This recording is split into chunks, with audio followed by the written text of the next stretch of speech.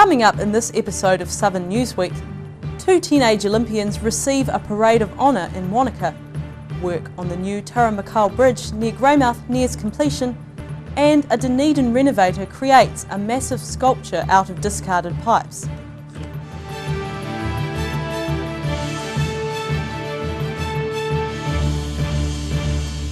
Welcome to Southern Newsweek, I'm Roselle LeBone. Wanaka's Winter Olympic medalists Zoe Sadowski-Sonnet and Nico Porteous got their very own welcome home parade last week. Hundreds of people lined the streets of the town to cheer on the two 16-year-olds. For the first time in 26 years, New Zealand has a Winter Olympic medal to celebrate. And this time, not one, but two. Zoe Sadowski-Sonnet and Nico Porteous brought their bronze medals home to Wanaka this afternoon, and the crowds turned out to see them.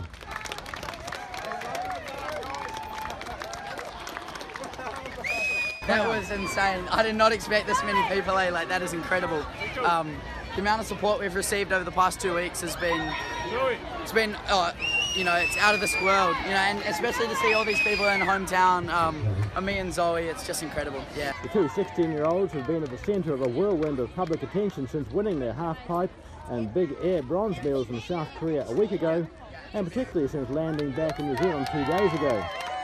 Sadowski-Sonnet is off to Colorado in the next few days for the United States Open, while Porteous will have friends, family and schoolwork to catch up with.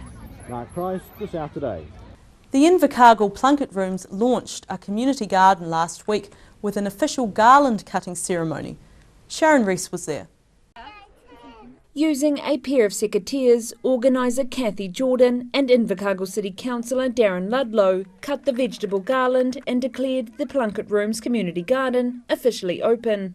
Jordan, who has been the main driver behind the project, says the garden will be a great way to bring families together.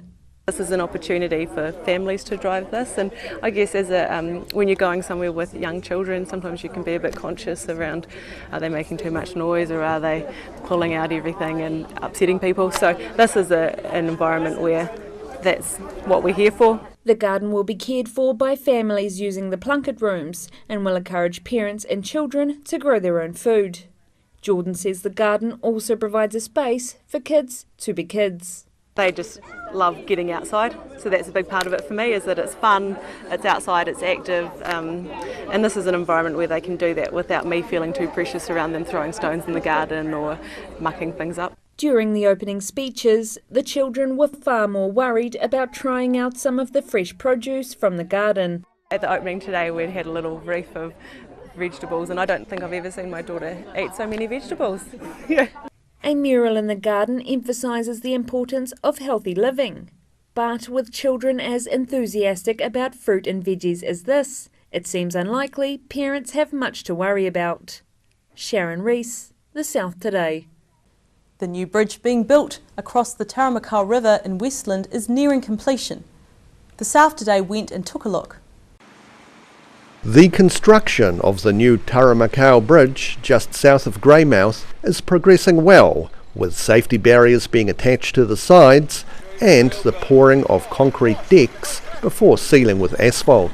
Just north of Kumara Junction, the new bridge will take road traffic from the current bridge, which is being shared with the railway line. Costing over $25 million, the project is expected to be completed by the end of August. Rudy Adrian, The South Today. Pipes from an old fire sprinkler system have been resurrected as a sculpture over 3 metres tall. It is the latest creation by Dunedin engineering artist Laurie Forbes. Artist Laurie Forbes has created this sculpture from old pipes that were a mains fire sprinkler system in an unidentified prominent Dunedin building. The sculpture's arms reach forward and hold a steel rod with a ring on it which can hold a wire for a flying fox. Forbes says the piece of playground equipment for adults was inspired by his childhood when he used to take his father's pipe cleaners and make men out of them. While I've been making it, I've been thinking how naughty I was using Dad's pipe cleaners for building people.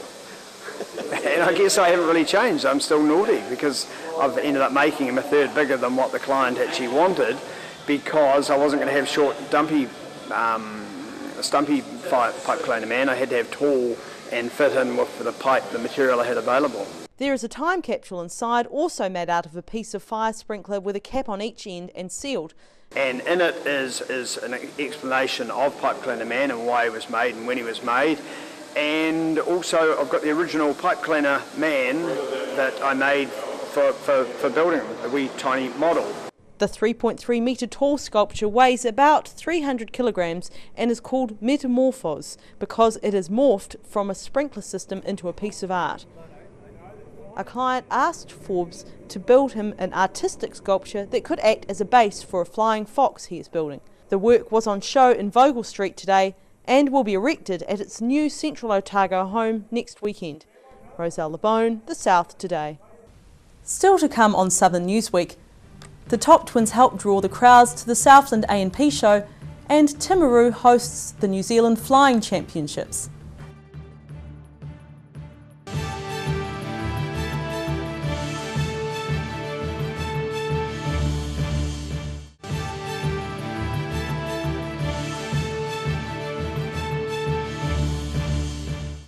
Thanks for staying with Southern Newsweek.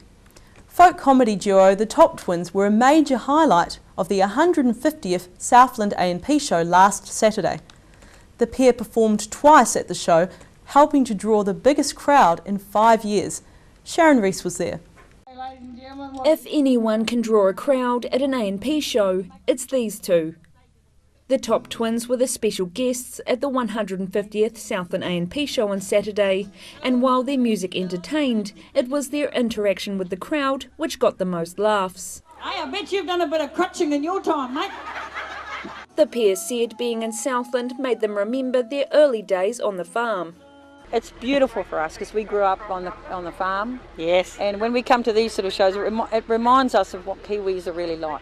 Yeah. They're good, true blue farming stock, most of the people are here. It's absolute joy to be here. Magic. Yes. Yeah. We love Southland. Just the hospitality, the people, everything about it. Just been a lovely show. Yep. Oh, it's been amazing. They said events such as the A&P show are an essential part of rural life and New Zealand life in general. Absolutely integral to New Zealand's psyche, isn't it, Camp Mother? Absolutely. If they go, it'd be like peanut butter disappearing, wouldn't it, Camp Mother? Yeah. Well, terrible. Or Vegemite. Yeah, something like that. Imagine a world without Vegemite and peanut butter. Yeah. Terrible. They said Saturday's show was their bread and butter and everything in between. And a sausage in the bread middle and of butter it. with the crust cut off. Yeah, that's right.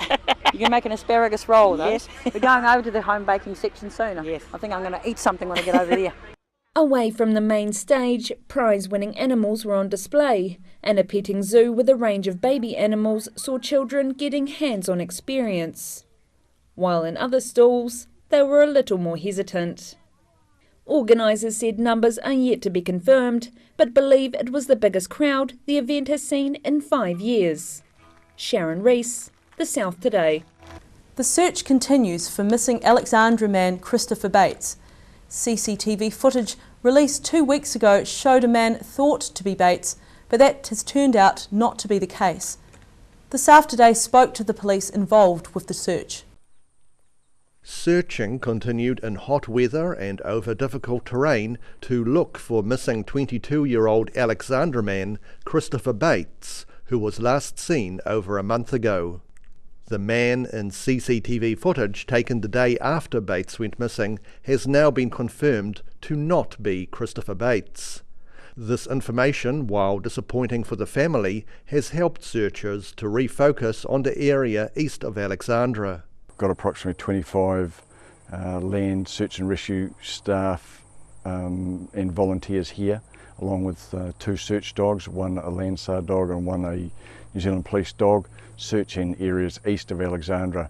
They are searching areas of vegetation which have been described as challenging, with thick undergrowth and blackberries and the like, so they're searching into them a lot more than they have in the past.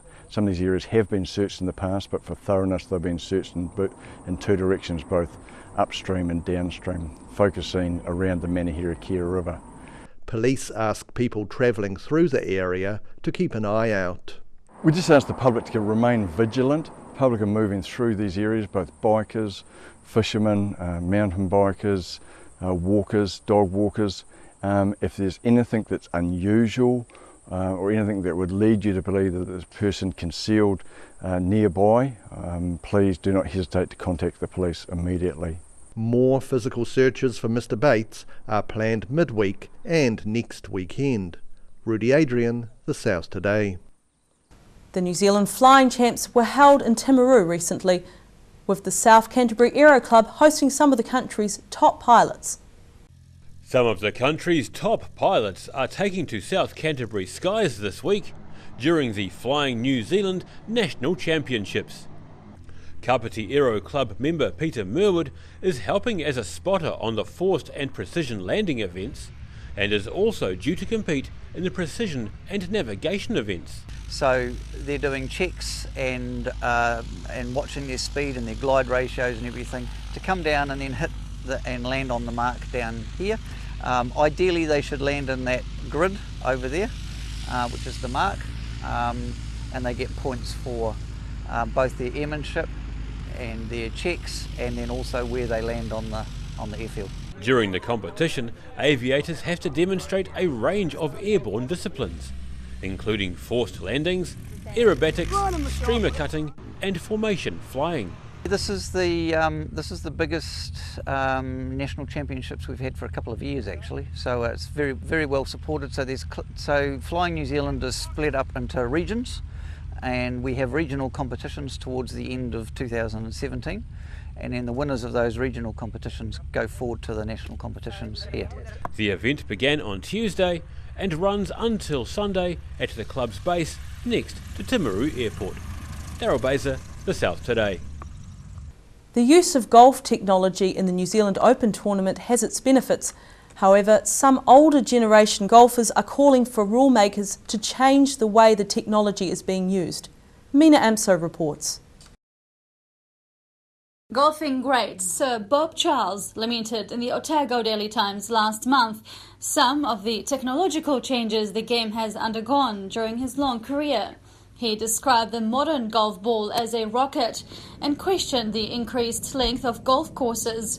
But could or should the clock be turned back? The challenge you've got today is because obviously you can't slow down technology, you can't slow down people's desire to get better in the game, and they're going to use every means possible to them to do so. The rule makers of the game are probably having trouble keeping up. I should say. Golf expert John Griffin says technology has changed golf equipment to favour stronger, more aggressive play. The technology, because of the use of graphites and these very lightweight steels and fibres that they can use today, allows the bigger, stronger, more athletic built person to be able to play the game, and not so much out of rhythm but a lot more out of brute force. He says while the average player might be hitting the ball 200 metres, elite players can better that by 20 to 30 metres. The gap is too big and they can't see how they're ever going to get near it. And so the game often gets pushed away from them because of those reasons. And he says the average round of golf used to take 3 to 3.5 hours, now takes up to 5 hours. He believes there's a need for more control over the technology parameters. One of the options going forward is that players have a 14 club set today. Maybe in the future that could be reduced to 10 clubs. Which would give a wider gap of loft ratios for players, which would mean more feel and instinct would have to be used rather than a set number. The majority of people we spoke to believe that a change should take place.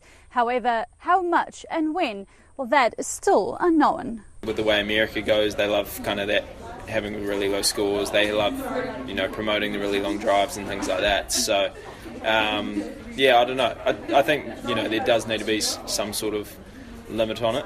And it's going to be a hard one to draw a line that if you do roll the ball back, where do who has to play the rollback ball, who doesn't? In the long term, I think it's going to be a good thing for the game. I think it's something that I think is likely to happen.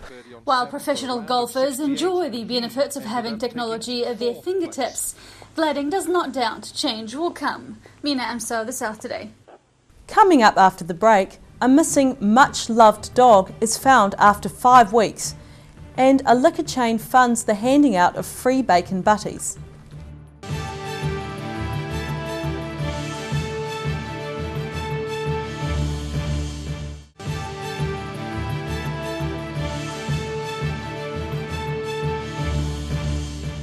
Welcome back. An ongoing story about a missing dog reached an unexpectedly happy ending on Monday. 6-year-old Lab Huntaway Cross Meg was reunited with her parents, Andy and Alison Cunningham, after being found about 800 metres from a car crash site near Purakanui. Dunedin's Andy Cunningham is one grateful dog owner. His beloved Meg has been living rough for over a month. As far as I'm concerned, she's home and the universe has provided. And that is something that I never thought yesterday at 2 o'clock I would be saying today. Meg is recovering at the Dunedin Wildlife Hospital after she was found at a remote gully near the spot where the car in which she was travelling rolled and crashed at the end of January. With a dislocated or broken right leg, dislocated or broken left toe, severely dehydrated with an infection, Meg somehow survived 5 weeks in the wild. The car accident Meg was involved in happened while the Cunninghams were away in the Wairarapa. When Meg vanished from the scene, Andy caught the first plane back to try and find the dog, who helped him walk again after a back injury left him paralysed. A friend of ours who was taking Meg and her dog to the beach had rolled her car, and in the accident Meg had disappeared. The other dog was okay and had stayed by the car, but Meg had gone, and so we rushed to Wellington Airport to get a flight back. Our friends spent the whole day trying to find her. Andy had a bad spine accident and was paraplegic for a while, and really needed the stimulation of a dog that needed to be walked to make him get up and get going. So he would literally, on his crutches, take her to the beach for a walk, and so she was what nagged him into getting back on his feet. Meg remained hidden for weeks, licking her wounds, which became infected. But despite her condition, there was no hiding Meg's enthusiasm when she saw her family again. Raywin Waller spotted her and basically phoned and said, I think we've seen your dog, we can't get near her, but come and have a look and see if it's your dog. And so obviously we went herring down there. She was in a very inaccessible part of their farm, so we had to kind of get as far as we could get in our four-wheel drive and then get onto their more serious four-wheel drive and go there. And as soon as we walked towards her, she just stood up as well as you can stand up with 2 broken legs, kind of wagged her tail. Meg is currently on IV and antibiotics. She is possibly looking at losing her right front leg and potentially receiving a prosthetic paw. The ongoing cost and rehabilitation are all worth it for the Cunninghams, who say Meg is a member of the family.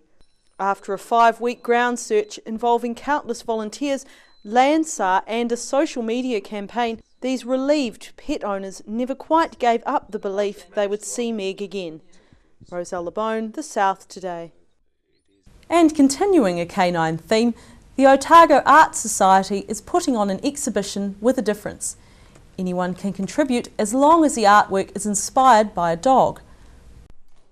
Volunteers are busy adding the finishing touches, such as name tags, to the Otago Art Society's exhibition, where the theme is any type of art that is inspired by dogs. Artist Nick Dempster said this exhibition had not just been open to Otago Art Society members. We've opened it up to any artist who's interested to exhibit work, in the hope to sort of build up the Art Society's profile, introduce people to us and hopefully get some new members in the process. But we've got artists represented here from Auckland to Invercargill. He says that the response has been overwhelming. Yes, well, we don't usually have themed exhibitions, so it was a bit nerve-wracking, and I thought maybe we'd get about 100 entries. I thought that would be a good goal, but we've got almost 180 altogether, so we've been really blown away, especially by the three-dimensional artists coming out in force. So we're really excited to be able to show this really diverse collection to the public. Despite the huge number of entries, they've been able to find space for all the works in their art gallery up on the first floor of Dunedin's railway station. Dempster believes the large number of entries is due in part to the local culture. Otago, and Dunedin in particular, has a really strong arts culture. And it's really evident, and that's purely based on I think the size of the city We're a real incubator of ideas. We also have the oldest art school in the country, and the Otago Art Society is the oldest art society in the country. The dog-themed exhibition opens tonight and runs until the end of March, with a special hand puppet storytelling event for children at 11 a.m. this Sunday. Rudy Adrian, The South Today. Stakeholders and University of Otago academics have expressed doubts over a report to protect marine areas off the Otago coast. The final report of the South East Marine Protection Forum gives the government two options to consider. The South East Marine Protection Forum has presented its final report on marine protection for the South Island's east coast. The report is the result of 3 years' work by the Forum, which includes representatives of kaitahu, commercial and recreational fishers and the environmental sector. Recreational fisher Steve Bennett and commercial fisher Simon Gilmore say it was a struggle for the group to reach a consensus, and not all stakeholders are entirely convinced about the final report. When it comes to our iconic seabirds and our mammals, that work will have to be done separately. It is, and that's our disappointment with this process. Yeah. Millions have been spent and we're no further down the track of tackling the issues on this coast. We tried for a while to get consensus, and unfortunately the two sides of the story were polar opposites. So hence the two networks that have been put forward. The report has put forward two different proposals for the location of marine reserves spanning along the coastline from the southern Catlins up to Timaru. One proposal has 3 marine reserves and the other 6. I think having gone through the process, the effort we put in, the advice we received, that the two networks that come out represents the views that were within the forum. I think no one is happy, but then I think there's probably a reason that reflects what is probably a reasonably good compromise outcome. The Science Media Centre asked experts to comment on the forum's recommendations today. Several University of Otago professors said the report's recommendations were compromised by the views of various stakeholders. University of Otago Professor Liz Sluton has called the report disappointing. She says the kind of stakeholder group involved tends to result in the lowest common denominator, with the environment losing out every time. Professor John Cockram says the Otago coastline is an especially important area for marine reserves. He believes the proposed marine protected areas in Network 1 would provide some protection of foraging areas for coastal seabirds such as the yellow-eyed penguin. Roselle LeBone, The South Today. This last Wednesday saw free food being handed out to hungry students in Dunedin. The event was fronted by William Wairua as part of an alcohol awareness campaign. Free bacon butties were being served up to all at Dunedin's Museum Reserve today, and adding to the spectacle was the attendance of celebrity William Wairua. Oh my God. The free food was to draw attention to a campaign headed by former University of Otago student Matt Claridge, who now is the spokesperson for Cheers New Zealand, encouraging people not to drink on an empty stomach. Without preaching and telling people how to drink, it's about giving them some tools and information to drink better, and eating a bit of food while you're drinking is actually a really good thing, both for your health and well-being. However, both Cheers New Zealand and this nationwide free bacon butty campaign are funded by Foodstuffs, who own one of the country's major alcohol retailers, Liquorland. While that retail chain is in the business of selling alcohol, the company's CEO Brendan Laurie said they were actually campaigning for a more responsible approach to drinking. Yeah, look, I mean, you know, Liquorland, Pack and Save a New World are supporting this, and what we're actually saying is that, you know, you never want to be that guy or that girl at a party. You know, excessive drinking is never okay, and it's not cool to be, you know, that drunk and that out of control. And so we want to be the voice of a proactive message saying, you know, let's have a different conversation. Let's change the agenda around, in particular, 18 to 24 age brackets, around a different approach to drinking. William Wairua's social media status, with 59,000 Facebook followers, saw him well recognised by the crowd. He was chosen because of his appeal to the 18 to 24-year-old demographic and being a keen advocate of socially responsible behaviour. Yeah, I used to work at Oranga Tamariki looking after vulnerable children, child, youth and family it used to be called. So, I worked there and I saw some stuff there, and I've always wanted to do things that can help out. Recent research suggests that eating a single bacon butty can take half an hour off your life expectancy. Liquorland's CEO said it doesn't have to be a bacon butty that you eat while drinking their wares. No, it definitely doesn't have to be a bacon buddy. We're using the bacon buddy here in terms of, and we've got William Wara fronting it in terms of our social media guy, and it's just about eating largely you can eat whatever you like. And the passing students certainly seemed keen to consume some of the message being handed out. Rudy Adrian, The South Today. And that's all from us for this week. You can go online and check us out on Facebook, or you can keep up with Southern News via our website, YouTube and at channel39.co.nz.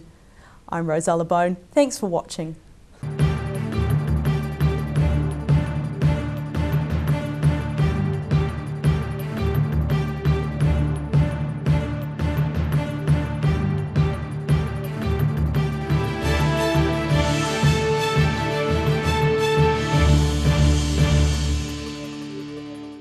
Supporting local content so you can see more of New Zealand on air.